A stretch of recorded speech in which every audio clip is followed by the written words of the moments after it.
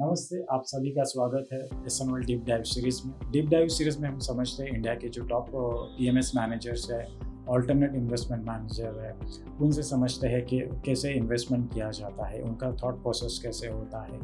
आज हम लोग रियल एस्टेट अपॉर्चुनिटीज़ के बारे में बात करेंगे। हमारे साथ है परीक्षित जो क्विकर टॉपिक्स से है। तो परीक्षित जी, आपका बहुत बहुत स्वागत है एसएनएल डीप डाइव सीरीज़ में। धन्यवाद Santosh ji, thank you for having me here और बहुत खुशी हुई आपसे मिलने।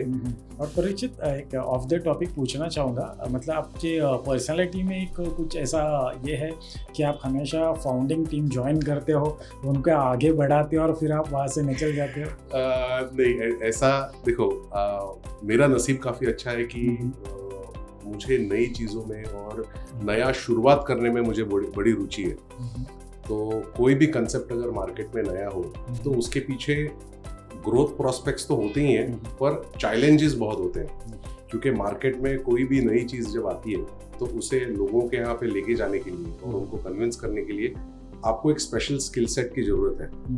परीक्षित, थोड़ा आसान शब्दों में अगर आप समझाओगे, जैसे हमारे अनिल जी है जो भी हमारा शूट कर रहे हैं, अभी अनिल जी को रियल एस्टेट अपॉर्चुनिटीज कुछ देखनी है और उनके पास सिर्फ 10 लाख रुपया उनकी सेविंग्स है और अनिल जी पूछता है कि मुझे 10 लाख रुपया रियल एस्टेट में कुछ अपॉर्चुनिटीज देखनी है, उसके हिसाब से मैं देख रहा हूँ, तो आप अनिल जी को कैसे समझाओगे? मैं अनिल जी को तो सिर्फ एक ही चीज़ बताऊंगा कि आप जब प्रॉपर्टी खरीदने जाते हो, सबसे बड़ा एडवांटेज लोगों के पास, जिनके पास हाई कैपिटल है, वो क्या होता है कि वो बेटर बार्गेनिंग पावर उनके पास होता है। किसी डेवलपर को अगर वो जाएंगे और किसी अंडर कंस्ट्रक्शन अपार्टमेंट में वो जाकर, क्योंकि आपको फ्लैट ही खरीदना है ना, तो फ्लैट अगर कोई भी एमएमआर रीजन में अगर आप देखते हो तो अगर आप थाने से भी आगे जाते हो तो भी आपको 50 लाख रुपए में कोई प्रॉपर्टी मिलती है। आपके पास 75 लाख से लेकर 90 लाख रुपए तक आपका कैपिटल होना चाहिए, राइट? तो ये आप ले सकते हो। अभी जैसे आप बोल रहे हो कि 10 लाख रुपए में भी अगर कोई प्रॉपर्टी ले सकता है, तो अनिल जी कैसे यहाँ पे अपॉर्चुनिटीज देख सकते हैं? तो हमारा जो मेन काम जो है, the main way we operate is fractional ownership. Fractional ownership मतलब आप एक बड़े प्रॉपर्टी का एक फ्रैक्शन ओन करते हो। यानी फॉर एग्जांपल, अगर 50 लाख की प्रॉपर्टी है तो अनिल जी के पास 10 लाख रुपए है, तो अनिल जी जैसे 5 लाइक माइंडेड इंडिविजुअल्स हमारे पार्टनर्स जमा होता है। जैसे आपने 10 लाख रुपए डाला, हमने 10 लाख रुपए डाला, अनिल जी ने 10 लाख रुपए डाला, तो जॉइंट ओनरशिप में आप प्रॉपर्टी ले सकते हो।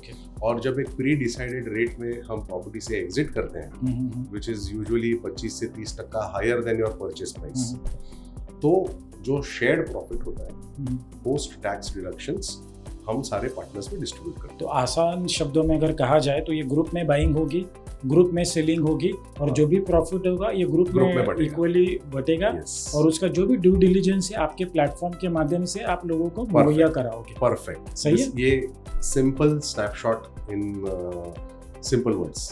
ओके।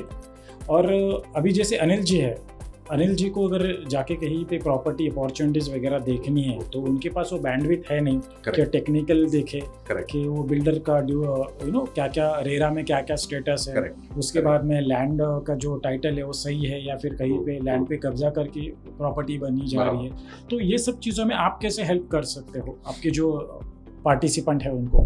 देखिए, हमारा मेन वर्क जो चालू होता है वो प्रॉपर्टी आइडेंटिफाई होने के टाइम से हम लोग चालू कर देते हैं। तो देयर आर 4 क्रिटिकल स्टेप्स जो हम कंप्लीट किए बगैर प्रोजेक्ट्स हम ऑनबोर्ड नहीं करते। उसमें से सबसे पहला होता है लिटिगेशन चेक। लिटिगेशन चेक में क्या होता है कि हमारे पार्टनर्स जो हैं वो कंप्लीट लैंड का हिस्ट्री लेते हैं, ओनरशिप रिकॉर्ड निकालते हैं और टाइटल क्लियर है कि नहीं, फर्स्ट स्टेप वो देखते हैं। ठीक है। सेकेंड स्टेप, उसमें कोई लैंड पे किसी तरीके का लिटिगेशन है कि नहीं, वो चेक होता है। तीसरा, अगर रीडेवलपमेंट सोसाइटी है जिसको डेमोलिश करके नया टावर बन रहा है, तो उस सोसाइटी में कुछ एग्जिस्टिंग ऐसे सिचुएशंस है क्या जिसके वजह से लिटिगेशन आ सकता है क्या। क्योंकि क्या होता है कि आप भी जानते हो कि जब तक सोसाइटी खड़ी होती है तो सब हंकी डोरी होता है, लेकिन जिस दिन रीडेवलपमेंट के बाद सोसाइटी गिर जाती है, majority of the problem starts post that. तो वो हम डेवलपमेंट एग्रीमेंट भी चेक करते हैं, सोसाइटी में हमारा ग्राउंड इंटेलिजेंस भी होता है जो देखता है कि यहाँ पे अगर कोई केस होने का चांस है क्या, तो ये हमारा फर्स्ट स्टेप क्लियर हम करवाते हैं।